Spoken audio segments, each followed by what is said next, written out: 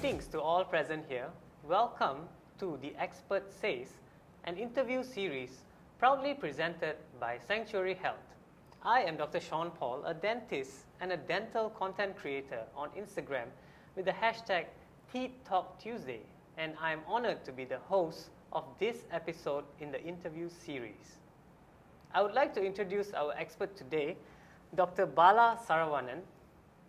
Dr. Bala is a dentalpreneur who has founded a chain of dental clinics under various dental brands, a dental lab, a dental academy called Dental Academy Malaysia, a first ever dentist co-working space called KavoKerr Dentistry, a dental e-buying platform dubbed the Lazada of Dentistry called 32 Clicks, and a dental indemnity insurance called DentProtect. He founded the Dental Academy Malaysia when he discovered there was a need for competency training for young dentists and grew it into the Dental City, a 15,000 square feet dental experience center, providing dentists with a 360-degree solution with a dental education center, the world's first dental co-work sharing space, a dental shop for dentists, and much more. His most recent project is Sabaris, with the state-of-the-art customized invisible aligners backed by 15 renowned dentists monitoring each patient's smile plan.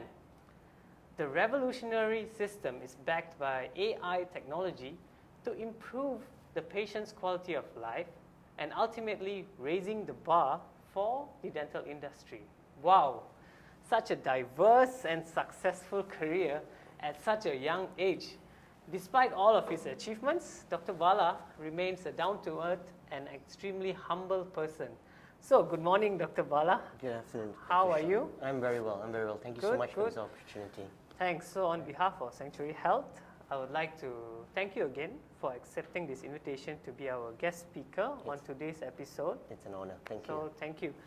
So, today's episode will be called The Expert Says, Dentalpreneur and Dental Education in Malaysia.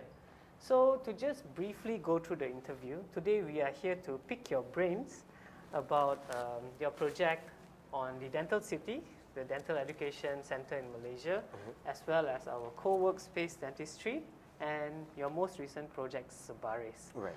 So, first things first, what is a dentalpreneur? Okay.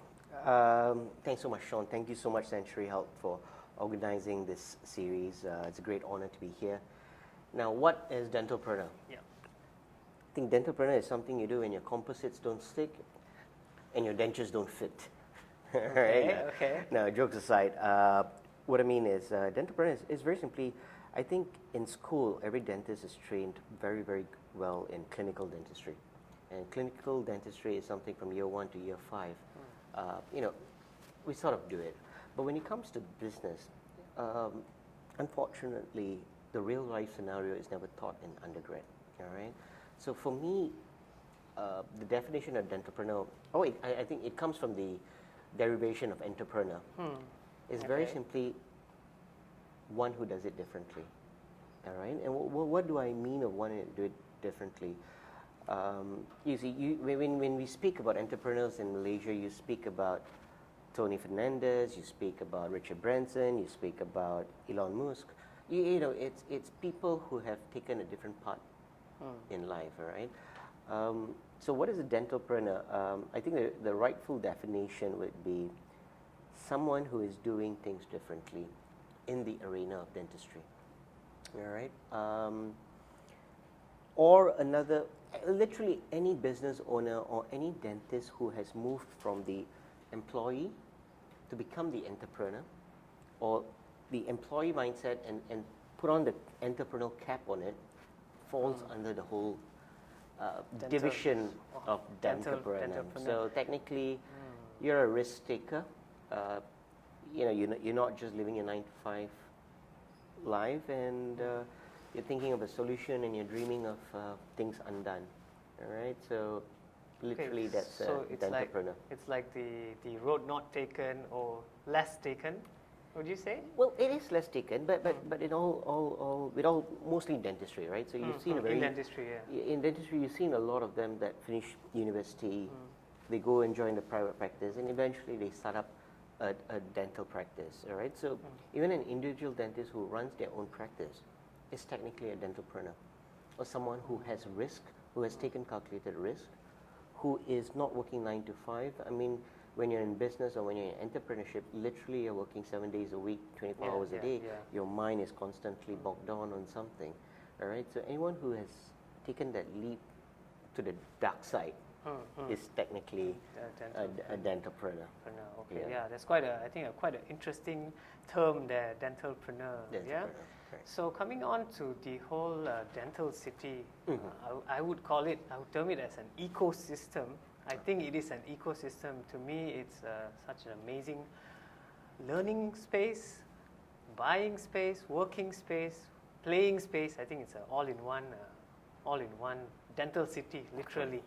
So can you tell me more about how it came to be and what exactly is the Dental City? Okay, sure thing. Now I've just got to rewind. You see, Dental City was never a business plan. I never sat on and said, okay, this is the whole business plan. I think it evolved over time, all right? So 4 years back, the group started something called the Dental Academy Malaysia. Now, why did that happen? Now, just going back to Dentalpreneur or any entrepreneur, name it Tony Fernandez, name it, what did they started a business, but they started something very different. But what was the reason they started the business was they found a problem and they wanted to create a solution, all right? So the way I look at it is if there is a problem and I could deliver a solution, that becomes a business idea. Okay, all right. Okay. So how Dental City started was way back in 2004. So I finished government. During my time, it was a 3-year government service. Okay. And you do, it was the most beautiful time of practice, all right? Because in government, in school you don't really practice very much, and when you go to government, the first day they throw you with 80 extractions. Yeah. True, right. During my time, right? Yeah. So from a very fearful person, literally after 3-4 months, you become so competent that any extraction, bring it on. All right. But the system is such that in the government, I used to be very, very good in 3 things, which is extraction, very fast filling, and scaling.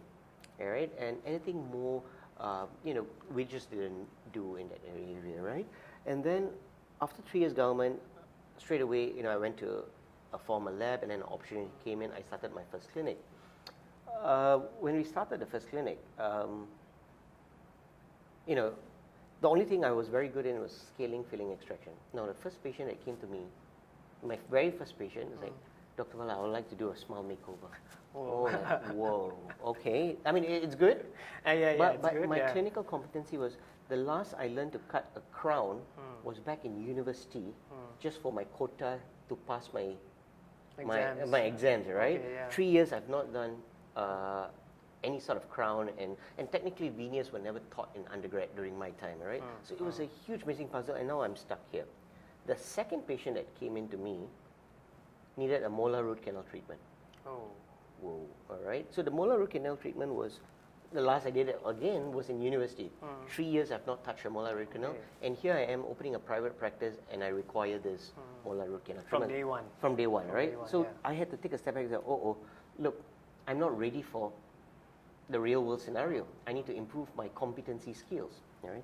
So I Googled, there was a couple of courses running in Malaysia at the time. So I signed up for a root canal treatment course, all right? It was 1 day, all right? You go in at 9 o'clock, you come out at 5 o'clock. So my thought process was, I'm going to this course on Saturday. Monday morning, I'm going to be a champion on molar endo, all right? So that's what I thought, right? Now the whole time during that 8 hours class, right? They were telling me the difference between a 04, 05, 06 apical taper. Which is I can't even find the canal, right? So I'm not worried about the taper. Right? So I felt that what I wanted and what the course was addressing is a total different level.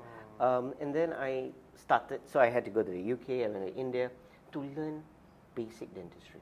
Now, this is not the high-fly, soft tissue, pink and white, fundamental basic. Endodontics, how do I access a canal? Composite, how do I do a proper composite filling? Crown, how do I cut a proper crown? Because there was a huge gap between undergrad, government, and real-world scenario, which is the private world. All right? When I came back, 5, 6 of my friends called me and said, Bala, where do you go and learn how to cut a crown? Bro, where do we go for a course for veneer? So, and this was way back in like, literally 5, 6 years ago when I first started, right? Okay. So, it got me thinking, look, if I was having this problem, 5, 6 of my friends is having a problem, so then I said, look, I think something needs to be done in this area, all right? So that's how the idea of the Dental Academy Malaysia came in, where we wanted to create a competency training center specifically for dentists, okay, that we will train fundamental basics, the needs to prepare one for the real world scenario. So that's a conceptual idea. Then the whole, you take a A4 paper and say, okay, right, how should I plan this? Initially, when we started, it was the plan was okay, lecture room, and simulation room. No simulation. No simulation. Right? Because at that time you were still thinking. Okay. But then it's like, look, if it's lecture room, every hotel's got a lecture room. Okay. It doesn't really boil down to a dental education center. Okay. Like going back on Monday and starting something. Exactly. Or So what did I realized that dentistry, yes, we can lecture, we've got books and everything, but dentistry is a sort of a hands-on training. You really require this holding your hands and really practicing before you become perfect. We're like pilots, right? So imagine a pilot just learning how to fly to a lecture without any simulation or without any training. Will you trust a pilot? No. All right. So similar concept. We needed this sort of facility. So it was a very difficult task because no one has done it at that time. All right. We were the first to create a dental training center. So I couldn't look at anyone else around the region who has done this. Okay. The only person who I could look to is university, who has millions of dollars in their banks to invest on simulation setups and things like that. So it was a very difficult thing. Like when you're opening a clinic, it's simple because 100 people that have open clinic, so you can ask the recipe follow and you cook. their recipe, But when you're doing something undone, it's a huge learning curve because you're going to be experimenting with a lot of unknowns. All right. So for example, the simulation, I didn't know what was a simulation, how to build it, where to get it. So it was a learning process. We flew to Germany, we flew to China, looking at every simulation, what can we do? So the reason we forced ourselves, and the other thing is, how do I convince my shareholders that, look, I want to invest on a dental simulation room because it's undone before. All right. Long story short, managed to convince. We started the first Dental Academy Malaysia, the training center. When I was designing the courses with the lecturers, I said, look, this is meant for the younger generation. I don't want rocket science.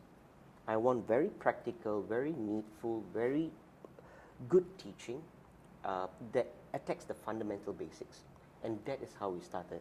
So what we did at the start was very much the class 2 fillings, class 4 fillings, veneers which was not done before, endo, rubber dam, right? So even a rubber dam, okay? Correct. Last I did it was in university. Right? Unfortunately, during my time, the governments, we never had this infrastructure. All right. So when I'm starting practice, applying rubber dam, I didn't have the practical knowledge or know-how or all the skills that technically you have. All right. That we nobody taught me that. All right. So we focused on fundamental teachings, and when we opened that, we saw a lot of people benefiting from this exercise. Right? Definitely. So when we started, we were on top of a shop lot. So we were like, you had to walk 3 floors up. Oh, you've been there, right? Yeah. So we've got to be 3 floors up. But it was a show that, look, there was a problem and people feel that this is really benefiting them. Dentists were appreciative. I've got young dentists who had come to me at that time and said, well, Bala, thank you for doing this for us. All right, and then you understand that, look, there's a huge need and we're doing it right. We grew so fast that every weekend we were running courses. Sometimes it's not even our courses, other service provider. So I always believe that dental education cannot be controlled. All right? Everyone has the rights to teach, everyone has the rights to share. All right? So what we did is we created a platform. So even though we run Dental Academy, well, we allow every service provider to use the facility. Okay. All right? So what happens is you have people like Century, 3M, GC, Dentsply, all the principal companies, everyone using it. And eventually it became an event place. People enjoyed coming to the academy because they were meeting friends, they were doing that and all that, right? Making new connections. Exactly. Yeah, meeting their old friends. Exactly. Kind of thing. So it became an area. But what really taught me to up my game, the Dental Academy, right, was we did it for 2 years. 2018 alone, we saw 700 dentists not from Malaysia, from Singapore, from Bangladesh, from India, from Indonesia, from Philippines. And you know what they did? The real turning point, right, is when I saw this whole bunch of Philippines people coming in. Okay. And doctors from Philippines. They went behind the Dental Academy Malaysia logo. Okay. They took a picture and they put it up on Facebook. And they had like 1,000 comments. Wow, you're so lucky to go there. Amazing place. Wow, you're lucky. So they made me sound like a Harvard or Oxford in dentistry, when I was technically a shop lot in Subang Jaya on the 3rd floor. So I was like, wow, you know, we've the whole people in Philippines, people in Indonesia see Dental Academy Malaysia as a super training center for dentists. That is when I decided, look, let us move from Dental Academy Malaysia to be the Asia's #1 training center. All right, and that's how the thinking process of the Dental City started. So the Dental City, very simply, is we moved the education on that side. From 25 simulations, we're up to 52 simulations. From a 25-seater lecture room, now we sit 100. We moved from Subang Jaya to Mutiara Damansara. Our neighbors are IKEA. Very simple, why we took this building is we see so many people from Ipoh, Sabah, all over Malaysia. We see a lot of people from around the world. So hotel was a very important element. Back in Subang, we couldn't get proper hotels. Here, right opposite, I've got a 4-star and a 5-star hotel. Parking, we have it in this building. And if we do anything above 100 pax, we have a 400-seater auditorium built in this building. All right, it's built by Bentley Music. So all my checkpoints were, okay, hotels, car park, auditorium. Hence, that's why we moved this whole Dental Academy Malaysia to over in this area. And other thing was shopping. All right. So other than the Malaysian, the rest of the world, when they come to Malaysia, after 5 is where do I go shopping? Yeah, shopping time. Correct. Yeah, so you know, being in the same address with IKEA and Curve and things like that, it was seamless. Right. So we really wanted this place very badly. Education brought data. Education brought data of dentists into one place. And we wanted to share this platform with everyone. So the reason, the Dental Academy is our education arm, but this whole place is called Dental City. Why do we call it Dental City? Is our prime focus is education. That is why we have simulations, we have lecture. But what happens? Now we've opened ourselves up to everyone. Literally, the Malaysian Dental Association uses our space, Endodontic Association, Aesthetic Association, 3M, Century, GC, name it. Almost every dental event happens in this location. Now, what happens when you see so many dentists in one place? It becomes a data pool of dentists. All right, so that is why we created Dental City, where education is the hub where we bring in data. We've got a cafe, a lounge kind of things, with a pool table and football table, just to make us look cool. Right? We're just not nerds, right? We're quite cool in that sense. Work and play. Work and play. And the concept of the cafe or that lounge area is we would like to do evening study clubs. We would like to do any events to dentistry wanted to happen here. So if there's a not very serious event, a little bit casual kind of event, we have it in our cafe. A launch of a new dental product, in that sense. A lecture is here, the party is there. Okay. All right. That's true. So we see on a monthly basis, pre-COVID, it's about 600 to 700 dentists that come into the Dental City, and they come for different activities. They come for our programs that we run. They come from other service providers, content. They come for 3M. They come for GC. They come for, now, when you see so many data of dentists into one place, I've always wanted to have something like a Toys R Us for dentists. All right. So what happens when dentists go to skate all the workshop, the dental exhibition? Okay. We go goo gaga on the exhibition, Oh yeah, right? yeah. I want to Trade touch exhibition this. is like I want to play this. one of my favorite parts. Correct. Yeah. Because you see so many toys, right? Yeah, yeah. So they said, look, if we have so many data of dentists coming in, wouldn't it be cool to have a permanent MyDeck or a permanent exhibition book? All right, that's how the whole idea of 32 Clicks, the dental shop started. Okay. All right, where I could have a space and literally put everything in, all right, from every supplier, and it becomes a, dentists could literally come their own Tesco, their own Tesco. Okay, I want this, I want this, I want this, I would like this, and they can, dentists being dentists, they like to touch, play, see before they buy. Yeah, definitely. All right, it's so not easy to do before this. Unless you go to conferences. Correct. I mean, you don't go to suppliers and you like, can you show me this impression material? Exactly. Or Exactly. Yeah. So because of the data.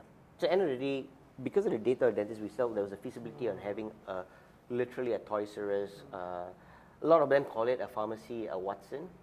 I like to call it my Louis Vuitton LV outlet. LV right? Now, another problem that we faced when I was in practice was, so I used to practice and I used to have I ran a couple of practices. See, I had one girl managing my inventory. So when the composite finish is calling one supplier, when the rubber dam finishes, she calls another supplier.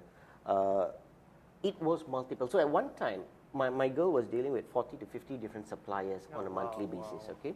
Because as you know, one supplier sells A, another supplier sells B, right? But we want A, B, C, D, E. Correct. We need everything for even one treatment. You need like A to E or A to F. Yeah. All right. So I said, this is a bit of I've got just one girl doing all this, and then sometimes I got no stock. Who has stock? Okay. That's right. That was a problem I felt, and sometimes when we want a certain product, we're putting on Facebook who sells this, who buys this. Which supplier supplies this product. So, it was something becoming quite dreadful in the sense that, you got no stock, who else is the other supplier? Now, that was one problem. My second problem is, the stocks all comes in different times. Okay. All right. Monday, they placed the order last weekend. Monday, I received a composite. Friday, I received the endo burr. I couldn't manage the stocks very well. I don't know what comes in when. Okay. My biggest problem I had is end of the month, I've got one girl in accounts managing 30 to 40 different invoices. All right. And sometimes when a product doesn't come in, I don't get a DO. Because it's a form of paper, right? It just gets swiped. I don't know the deliverables. Suddenly I get a supplier, bro, the payment made. Then I'm calling my account and say, what happened? Oh no, we didn't receive any receipt or DO. It became seamless, right? So end of the month, I've got 30, 40 different invoices. My girl is, in those days it was check, right? Checks and all things, right? So it's like, look, why is it so difficult for me to run an inventory management system? And then I see people like Lazada and rest of the world where they have integrated and made this so much easier. All right, so then again, that was the problem. Say, okay, what's the solution I can do? Look, let's have a platform where we integrate every dental suppliers into one mega system. Okay. All right. So what is 32 Clicks? Is very simply we work with all dental supplies and put all their contents in an inventory, which is our Lazada. 32 Clicks is not a supplier; it's a platform. Okay. All right. Okay. So we don't import it directly. No, we work with local suppliers. All right. Now we have from 3M to GC, from Centuries to name it, everything is in there. We are improving our SKUs. So literally, the whole goal for it would be, if you're looking for anything dentistry, this is your one place. You can buy from multiple suppliers with one invoice. All right. Okay. So literally you can buy from 15 different suppliers and your deliverables come once. So what we do is we collect Combine, all this, okay. we pack it into one, and you get one delivery in that sense. All right? It was a problem I was facing. In every clinic is facing this problem. That's true. That's true. All right.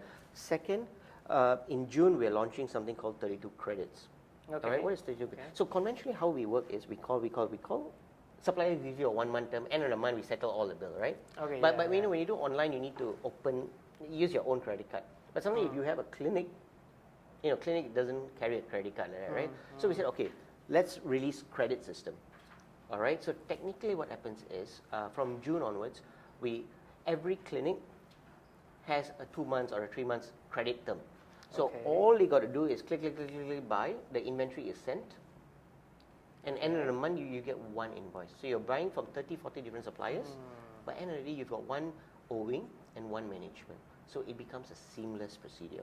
So like my last meeting with 32 clinics, I said, look, I want everything a dental clinic needs. So literally, if you're starting a clinic, your oxygen tank, your ramp, things that, you know, when people start clinic, they call. I literally, I've got 40, 50 people calling me, bro, where to buy oxygen tank? Yeah, where do you source these? Not non-dental products as well. Exactly, exactly. And then we went a step ahead. I said, look, let's put dental, stationaries inside, all right? And then we've got starter kits. That means if you start a clinic, these are your requirements: the oxygen tank, the ampoule bag, and things like that, right? Medicine packages. So we wanted to create a seamless procedure. And that is 32 clicks. So literally the shop is our mini warehousing. It also accommodates the 500-600 dentists that comes to us. But the goal is it's a warehouse. So all our shipment comes out from here.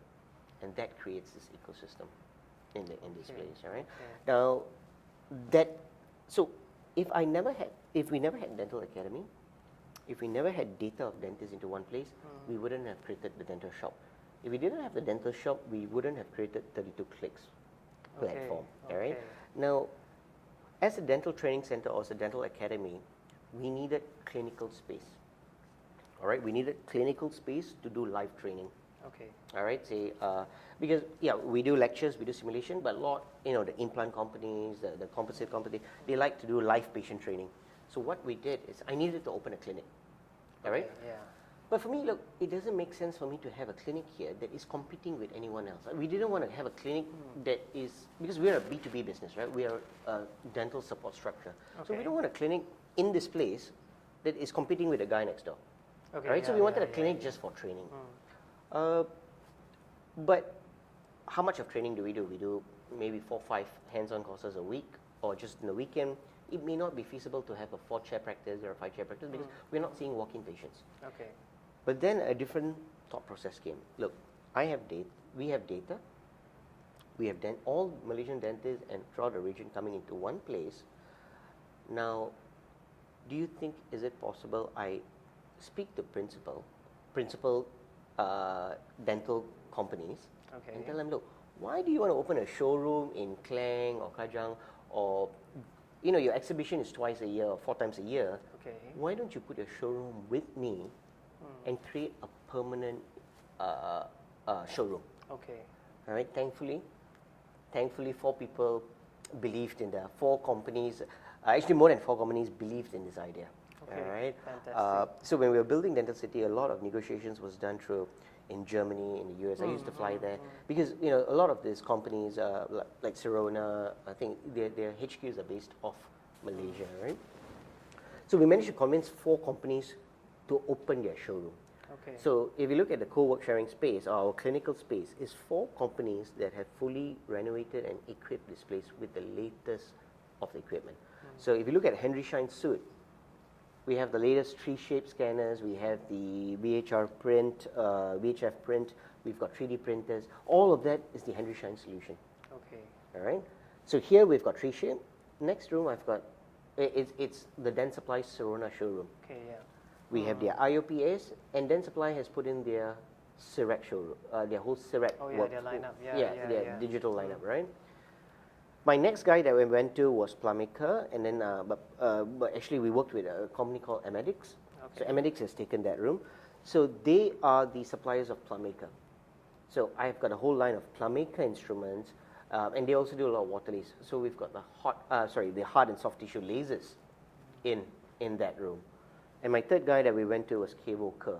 So KavoKerr put their chairs, their X-rays, and Kavo owns Nobel, so they have the X-Guide.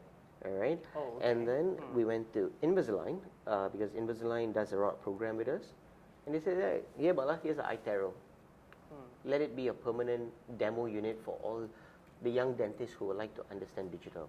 So imagine one space, one clinic. We have tree shape. We've got Sirona. We've got Planmeca. We've got Kavo, and I've got an iTero. All right. And in the X-ray room, we have Dentium and a Kavo CBCT machine. Right, so we've got 2 CBCT machines. Wow, 2 CBC. All right. Now, how did all this come? It is because of the belief of the idea that we will be a data pool of dentists, and this will be an ecosystem where dentists can come, learn, touch and feel, buy equipment, materials, and come here and experience, how does it feel? So even the sterilization room was sponsored to us by Milok. Okay. The compressor is fully sponsored by Yeah. And this is the first clinic that you'll see. My compressor room is glass. My sterilization is glass. Why? Because we want people to see this. We want young dentists to be able to look at a sterilization procedure. Oh, okay, this is, if I'm going to set up a clinic, this is how I should set up. These are the standards. Why? The only sterilization procedure I knew was back in the government. How they did that, I took that and I copied in my thing. But, what is the ideal sterilization protocol? Biggest problem young dentists have when they're building a clinic, how do I do piping, copper piping, how do I hack? So we have the whole thing opened up for young dentists to look at it and say, okay, I just copied this, I need my compressor room, I need a tip here. That created the clinical aspect, all right? So we do trainings on that place, we do that. Now, after that, we were like, hey, look, we've got so much equipment, we've got $1 million of equipment. We are giving software, which is the education. We're teaching so much, we're talking about digital dentistry, we're talking about Invisalign. How do I leverage this? So then the whole idea came up of, okay, look, why don't we allow every young dentist or every dentist to be able to access this equipment, all right? And that's how we created the whole business idea of creating the world's first co-work sharing space for dentists. So very simply, any dentist who would all dentists would like to do good dentistry, but sometimes the capex doesn't make sense. Not everyone can afford a CIREC on Monday morning, right? Yeah. But they want to do good dentistry. They want to do the best for the patients. So here we are opening a platform where a dentist could bring their patient over. Okay. And use the scanner, use the treatment. So we provide the materials needed. We have Dr. Nurul, who is the head of the co-work and the academy. Okay. So Dr. Nurul is the sort of mentor guru that she's a very, very good teacher.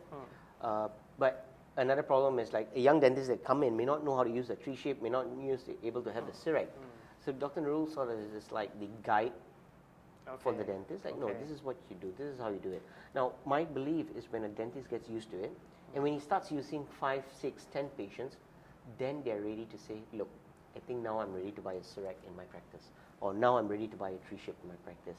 So take it for a test run. Like nobody's going to give you a CIREC over the weekend to get a test run. Exactly. Right. So this is your test round. This is a place where you could do benefit for your patients.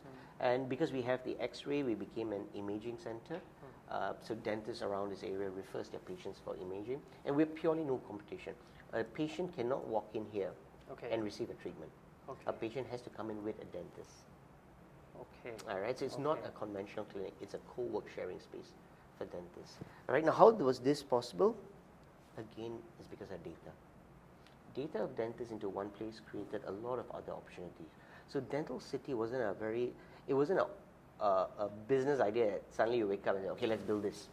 No, it started with education. Education brought data. Data brought other opportunities.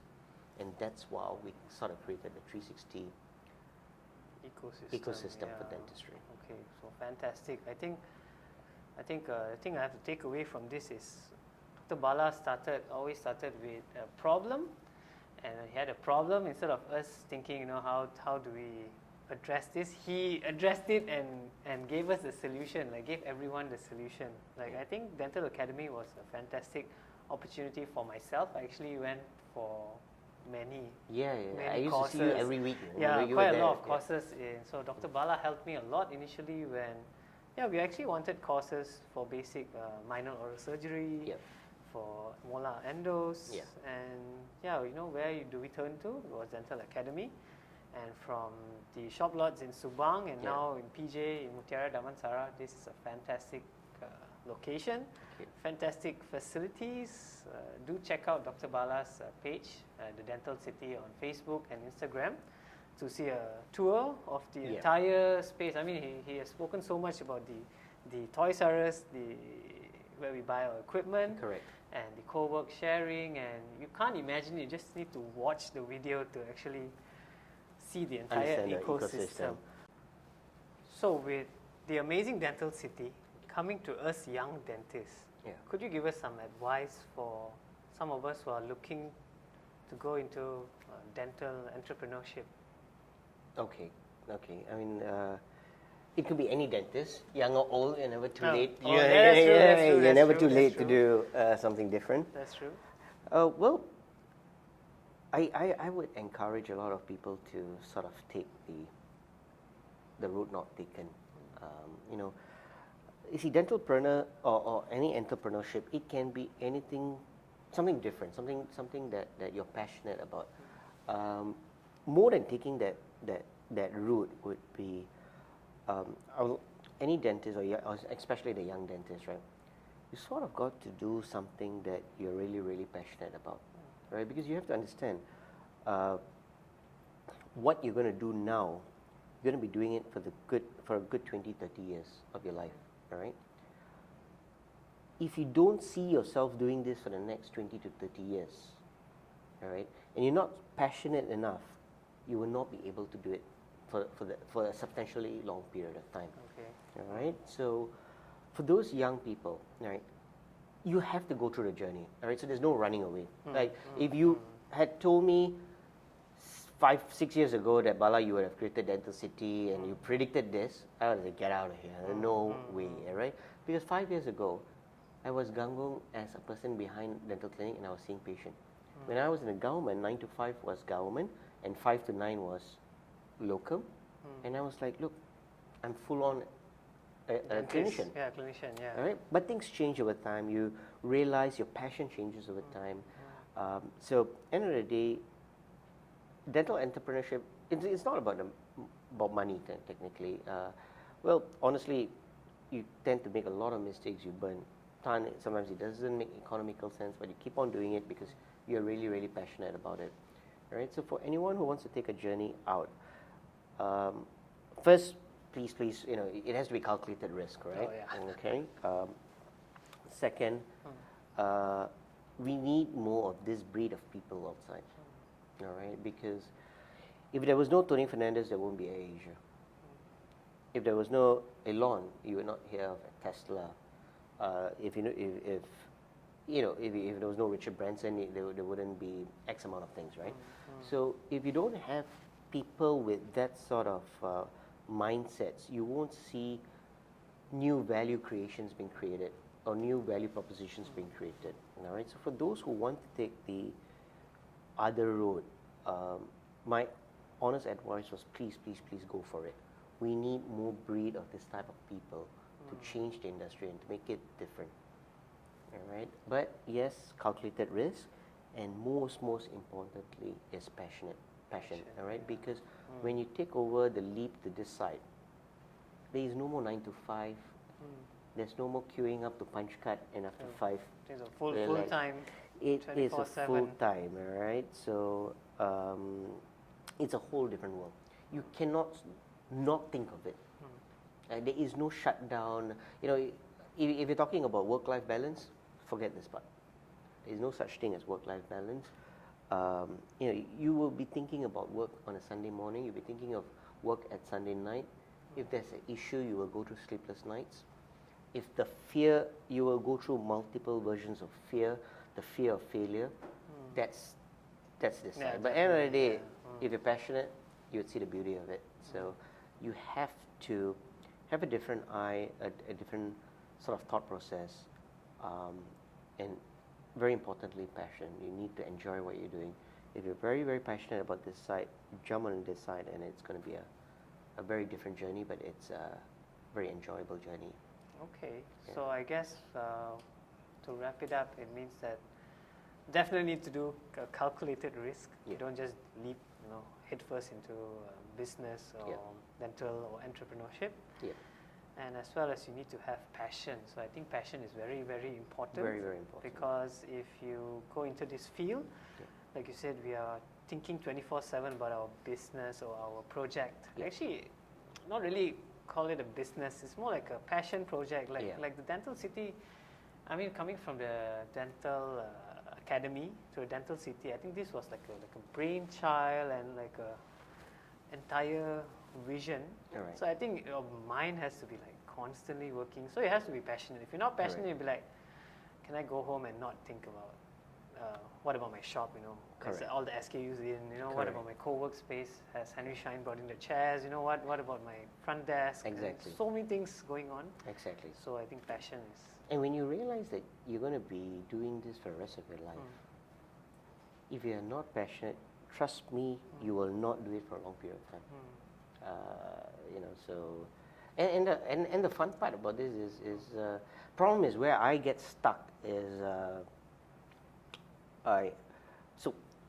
if you looked at this, whatever I went through, right? There's a period of I think I first started 7 years ago, so all this happened over 7 years, right? But it was me, okay, clinic, what's next? Lab, what's next? Clinic, right? So I think one of my friends just told me, you've got the shining spoon syndrome. What's the next shining thing that you see? Right? So my mistake is, see, as entrepreneurs, we are not trained as CEOs. We are not trained as operation people. I mean, I'm a CEO by choice. I mean, it's just okay because you created this nonsense. You go sit down in that chair, right? But I'm useless in operation. I'm useless in finance. I'm useless in micromanagement. So other than that, yes, you can have your vision, but you need a whole team of people that can execute whatever your vision is. All right. So passion is one, and building a team around it, and making sure that everyone is following that part, that passion. Same vision. And everyone is as passionate as you are. See, these kind of things, you cannot have the employee-employer relationship. Everyone is a stakeholder. Everyone will benefit from this exercise. All right. So, one is passion. Second is you can't build Rome alone. You need a team. Okay. So coming to dental education per se, could you give us some insight about the current trends in dental education?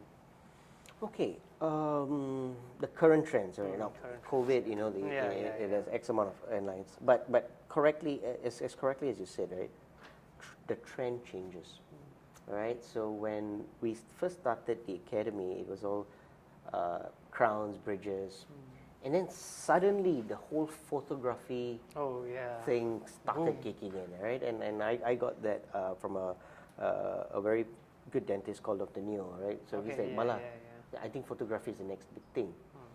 So at one point, we were doing photography week after week, right? And we brought people like Miladinov, all top photography. And this was 4 years ago. It was a huge trend at that time. Dental photography was a huge trend. And then, you see, the good thing about Dental Academy, right, is we brought superstars, we train dentists, and we've seen these dentists grow up to become speakers. All right? So I'm looking at one as well. Like literally homegrown. You come in as come from the academy. I don't know anything, and they are converted into world-class speakers now. That's a very, very proud thing for us, right? So a lot of people, like I remember that my first batch, I'm not sure if you're familiar with Sonia and right? Sonia, they all came for the class. A year later, they are giving classes, teaching, right? But what did that do? That really created an ecosystem of sharing of knowledge, which is something that is the aim of the whole academic world today, right? Now, talking about trends, 4 years ago, if I had run a course on rubber dam, the awareness was, you know, hit and miss. hit and miss kind of thing, right? But now everyone is loving what you do. Everyone is loving the knowledge to learn rubber dam. All right. So, and 7 years ago it was Facebook. Now it's Instagram. And what happens on Instagram? Everyone is fans of Greer, fans of this, and they see what they do, and they want to copy it and they want to replicate that quality of dentistry, right? So the trend now really depends on what the digital trend is. So it can be rubber dam, it can be, you know, suddenly we used to teach crown and bridges, and then suddenly there was a trend called verti prep. Oh, I was yeah, like, what? Poop. We had to jump on the bandwagon on that. So the fundamental courses run, but all these unique things that changes, photography, digital dentistry, that are the trends that we have to keep on catching up in this series, right? So the trend is, unfortunately during COVID, we moved digitally, but then there was something new called Zoom fatigue. Oh, like okay. people can't do 8 hours of Zoom. No, and even I went through it. Yes, Zoom is nice, you get knowledge, but your concentration is not there. That's true. People have started missing the face-to-face interaction. People are hungry to return back to the normal. That's and true. easy when you come for a course here, you know one side, getting the course content is one part, but the reason you're coming here is the meeting the friends, the talking, the chatting, the coffee, the laughing, the discussion. It cannot be done over Zoom. All right, so we started with Zoom, but we said, look, we're just going to wait till things get better and kicks back. Dental City is made for people. It only works. It only works when people come in. That's true. All right, so we did a bit of Zoom, but we're not super focused because in the sense that you can't train a pilot over Zoom. You want to train a pilot, you need simulations, you need everything else. So my belief is once COVID we're starting our courses back again this weekend, so things are getting better. Okay. I need the international, the skies to open. Yeah. And then I'm sure things will fall in place back to hopefully soon. Yeah. Since we are on the topic of dental education, do you think there was or there is enough and satisfactory education on rubber dam placement during undergraduate years in our dental school? Okay, rubber dam. No. Do you remember in the first time they introduced you to rubber dam in dental school? Yep, I do. What did you think of it? It was just a whole lot of instruments. Yeah. And I didn't know what it was actually. And why we used it. And why do we need to use it? All we saw was some shark-like clams coming and choking into a teeth, right? Yeah, and like patients I don't know what the patients are feeling at that time. Correct. So during dental school, it was more like I have to place it kind of thing. So the lecturers asked me to do it, so I do it. Kind of Correct. So what happens in I think in every, not only rubber dam, in everything, like endo. Why? I start questioning, why must I obturate? Why must I, you don't really get it because you haven't played in the clinical scenarios, right? So undergrad teaches you, you follow A. So I was told, look, Bala, do rubber dam, it helps you in this, but I couldn't practically see it. Why must I use a rubber dam? Okay, but when they taught me there, it's they didn't make it sound like how you make it sound, as easy as you make it sound, right? It was rocket science. It was quite. I saw the clam. I got to LA.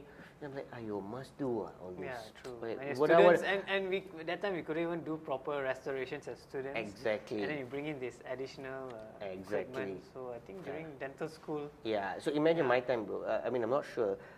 My time we were still learning amalgam. Okay. Yeah. Right. Class 2 amalgam, right? True. So imagine I'll put my rubber dam, put that whole thing. I pack my amalgam. Pop! I remove my clam. My amalgam flies. So I'm like, must I use rubber dam? So it was something that I was taught, but I was not an expert in it. All right. But what happens is, then we started clinical dentistry. We started going to the government. I'm seeing it. So I started seeing restorations falling out because of adequate, moisture control. Moisture control, yeah. And then you see things like endo, right? When you start using hydrogen chloride, what happens in the gums? So then you realize, shit. Now that's why they asked to use rubber dam, and that's when. Then you start learning about rubber dam, and at school, what they teach you is, because they cannot complicate it too much for you. Here's your clamp, premolar, molar, anterior. Put it on, do your floss it treatment. in, that's it. Okay, Right? Unfortunately, I didn't have you in university. No one told me, okay, you can tie a floss, make things look easier, push it in, reverse, invert. I had no clue. Right? But what happens is that is a normal condition in undergrad. We are never ready for the real world scenario. That's true. So that's true. you just okay, I memorize A. But when we understand clinical and we go into clinical dentistry, that's when we believe in the need of rubber dam. And when we believe in the need of rubber dam, and that's when we look at people like you and say, look, how do we do it? How do we do it differently? How do we do it painlessly? What is the mechanism? And why does it benefit so much in the thing, right? So I realized that undergrad, it tells you A, you follow A, but you have to realize it in the clinical scenario before you feel motivated and you know the reason why the place is rubber dam. So to answer your question, maybe the training is adequate, but we don't, as dentists, we don't get it in undergrad. But once we're in clinical dentistry, we get it very much, and we learn every other way to make this process seamless. That's true. I think in undergrad we learn and we are supervised, and then when we come to the real world, it's just like, this for you. Correct. Okay, it's up to you to do however you want. Exactly. And that's when you have to have the internal motivation to, why are these restorations not staying in place? How do I improve it? And then we take the route. Correct. And we learn more. Correct. Yeah? So, Dr. Bala, do you think using personal protective equipment, PPE, as well as the rubber dam would reduce the spread of COVID-19 in dental practices? What do you think? Yes, I think right now it's mandatory, right? All the PPE, double glove, and rubber dam definitely, because of all the solutions and slivers and things like that was contaminated. But the thing is, we've always been trained for this.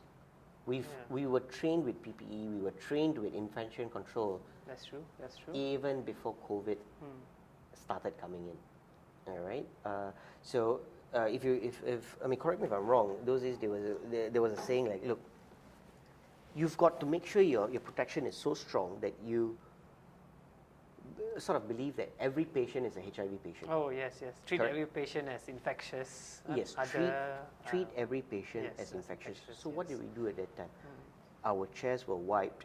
We used to do PPE, double gloves, I mean, name it, rubber dam and everything. And this was pre-COVID, nobody has heard of COVID. So we've been taking these steps from day one. And that is why those who have done it, you don't see any cases that is reported that says patients transferred COVID to the dentist. You don't see that sort of a case being reported. It's because we've been trained in PPE from day one. We've been trained in rubber dam from day one, and it's something that we've already done it pre-COVID. All right. So when COVID kicked in, our risk level was very, very low at that moment. All right. But I think the fear got into everyone. All right.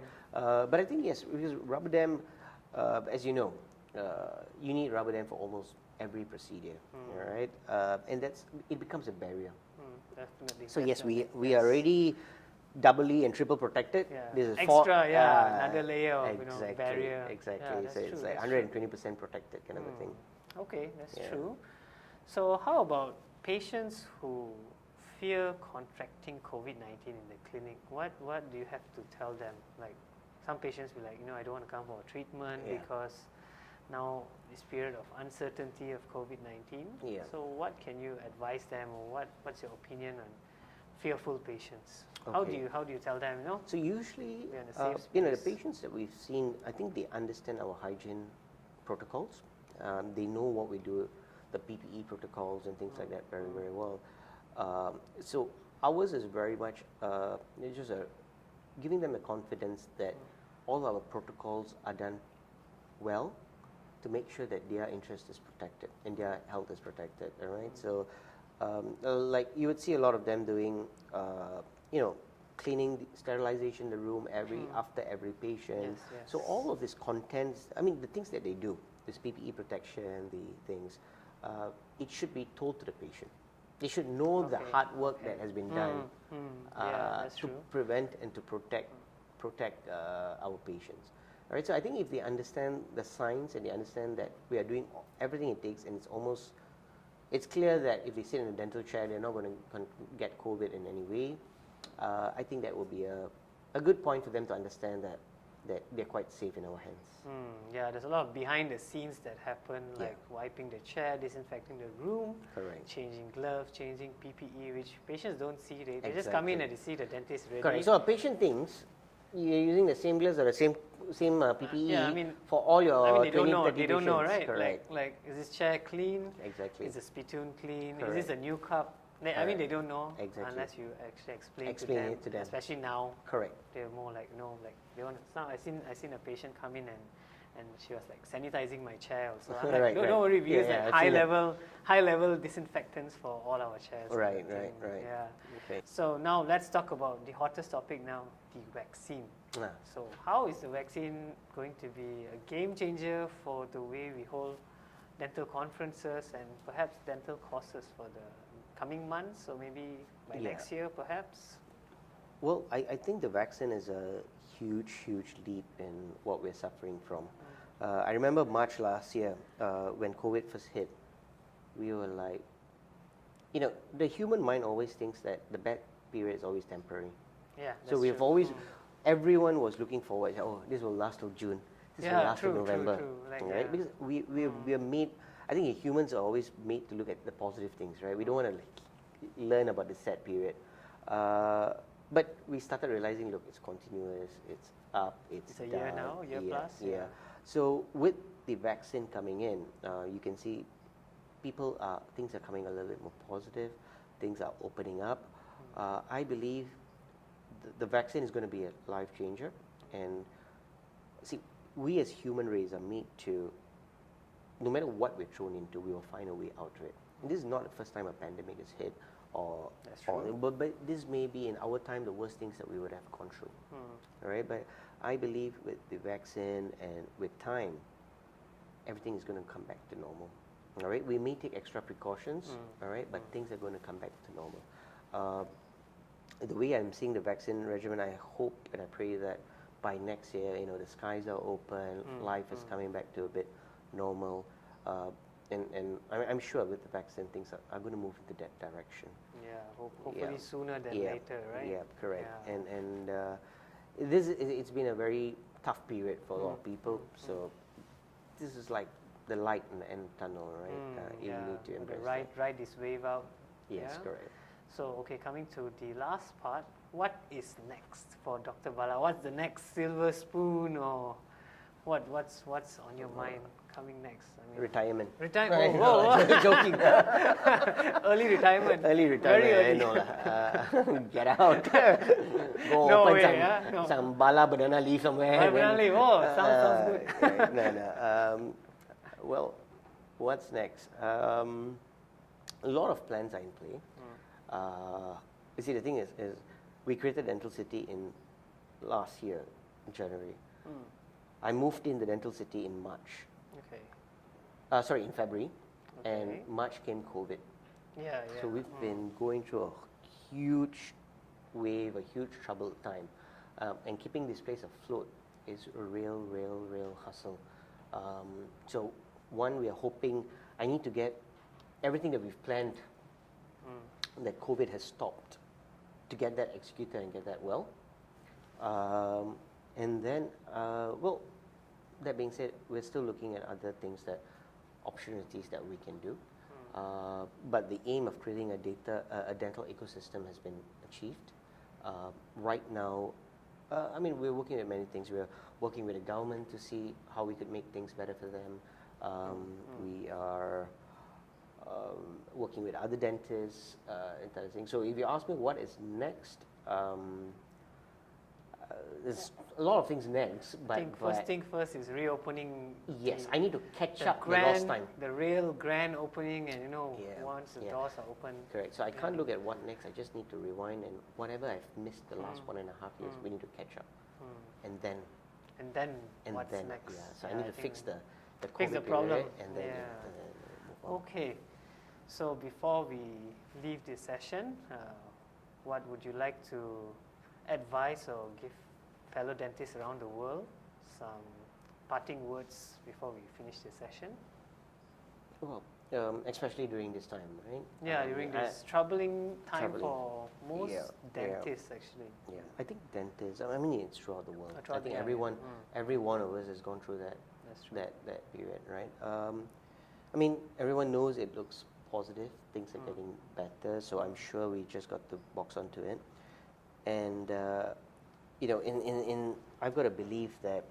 See, our parents, if you remember, I don't know. You know, those in business, they went through the 97, 98 financial recession. crisis. People became bankrupt overnight. Companies were shut down overnight. But that was a financial crisis. Here we've got finance plus health plus uncertainty. All right. So I believe that if anyone crosses this line, this period, they will come out stronger than ever. All right. So we are going through a worst phase in the human history in our generation. If we cross this line, nothing can bring us down. All right. So this is a period where we need to be sustainable. We need to find other ways of keeping things afloat. Just get through this, and you'll be the strongest person ever. All right. So it's a bad period, no doubt about it. We've just got to box on, do whatever it takes to hang on. Do new things. Don't stay contented. That means don't. Okay, no. There's two ways of missing an accident. Okay. It's either you brake Okay. to miss the car, or you accelerate to miss the car. Okay. I'm following acceleration. Yes, I know I'm going to hit the accident, but I feel like accelerating, right? Because if I stop, it'll be the other way of thing. But what happens is you stop, you will be starting thinking, what else can I do? How do I sustain this? So for everyone else, especially entrepreneurs or dentists, is like press the acceleration button. It's a tough time, but if you can go through this, somehow figure out the mathematics of making this possible, you will come out stronger than ever. Wow. Okay. Such inspirational words Thanks, by Dr. Bala. So before we close, on behalf of Sanctuary Health and all of us here, thank you so much for spending time with us to give us such great insights into the world of entrepreneurship, into the world of being passionate about work, Right. be it dentistry, be it anything in life, and advices on riding this wave and coming out stronger. I think we had such an amazing session today. All right. Thank you so much. Thank you so much. Thank I'm you so sure many dentists and non-dentists alike would have, benefited from this session. And you've done very well, bro. Okay, thank as well. you. Thank you so enjoy much. your Tea Talk Tuesday. I mean, you're amazing in your ways. Thank you You've so elevated. much. I have to learn Instagram because of you. What is this guy doing? Right? So, Well, that's my right. passion. Correct. So, Yeah, well I guess done. we all follow our passion. Yeah. But so technically, you're taking a different route, a little bit of a different route, right? Definitely. Yeah. Not Dr. Bala level, No. but a different route. No, I definitely. mean, your passion is different. Yes, that's true. Excellent. Okay, Well so done. thank you so much. Thank you so and much. Have a wonderful day. Thank you. We will Thank you, catch up Sanctuary, for again. this opportunity as well. Okay, thank you so much.